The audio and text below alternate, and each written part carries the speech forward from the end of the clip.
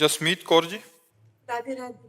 राधे राधे महाराज जी। महाराज जी, ऐसा कहा जाता है कि हम जिनसे भी इस जन्म में मिलते हैं उनसे हमारा कुछ पिछले जन्मों का कर्म रहा होगा, उसकी एक नाता रहता है।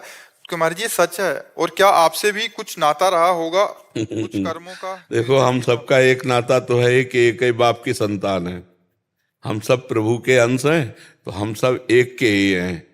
वो मेढ़े यहाँ आके लगती हैं, वहां से पास एक ही से हुए हैं। सबके पिता भगवान ही हैं। ममैवांशो जीवलोके जीवभूता सनातन। भगवान कह रहे हैं तू मेरा सनातन अंश है, ममैवांशो मेरा अंश है। तो हम सब भगवान के अंश हैं। अब सुखद या दुखद मिलन दो प्रकार का होता है। वो हमारे कर्मों के अनुसार होता है, पाप और पुण्य कर्मों के अनुसार।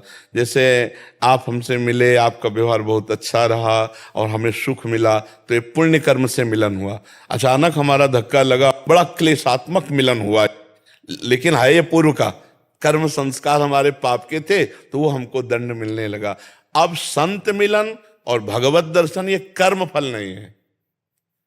अब मोहि भाव भरोस हनुमंता, बिनु हरि कृपा मिले नहीं संता।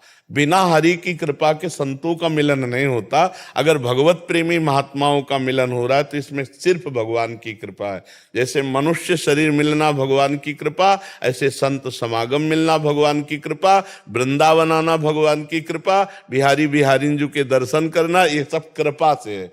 एक डिपार्टमेंट कृपा का है और एक कर्म का है। कर्म दो प्रकार के होते हैं, पुण्य और पाप। उनका शुभ और अशुभ, सुख और दुख परिणाम होता है। लेकिन ये जो भागवतिक है, ये सिर्फ कृपा से होता है। इस मिलान को हम कर्म से न जोड़े, ये कृपा से मिलना।